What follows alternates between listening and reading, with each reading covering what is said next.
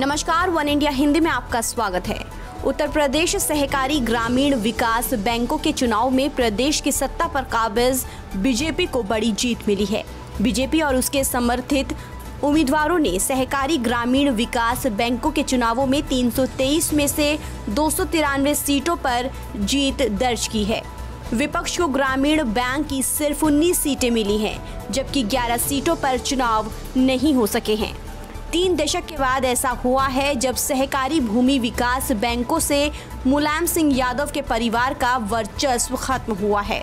हालांकि सपा को कुछ सीटों पर जीत जरूर मिली है, वो उसकी संख्या बहुत कम है। 1991 से अब तक सहकारिता के क्षेत्र में सपा और खासकर मुलायम परिवार का एकाधिकार रहा है।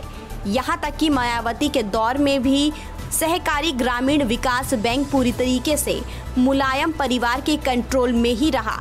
लेकिन बीजेपी ने इस बार न सिर्फ सपा का तिलिस्म तोड़ा, बल्कि प्रचंड जीत के साथ भविष्य के संकेत भी दे दिए हैं।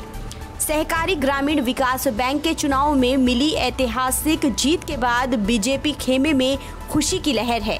बीजेपी नेताओं का दावा है कि विपक्षी उम्मीदवारों ने चुनाव लड़ने की ही हिम्मत नहीं की। वहीं विपक्ष ने कहा, राज्य की मशीनरी ने चुनावों को हाईजैक कर लिया था। आपको बता दें कि प्रदेश में सहकारी ग्रामीण विकास बैंक की 323 शाखाएं हैं। प्रत्येक शाखा से एक प्रतिनिधि चुना जाता है। इसके लिए मंगलवार को मतदान किया गया था। अब ये निर्वाचित प्रतिनिधि सूबे में अब 14 डायरेक्टर का चुनाव करेंगे, जिसमें से एक सभापति और उप सभापति चुना जाएगा। इन जीते हुए शाखा प्रतिनिधियों द्वारा बैंक की प्रबंध कमेटी के सदस्यों का निर्वाचन 22 और 23 सितंबर को किया जाएगा। इस चुनाव के बाद अब बैंक की प्रबंध कमेटी पर बीजेपी का कब्जा हो जाएगा। फिलहाल इस खबर में इतना ही। देश और दुनिया की तमाम खबरों के लिए आप बने रहिए वन इंडिया हिंदी के साथ।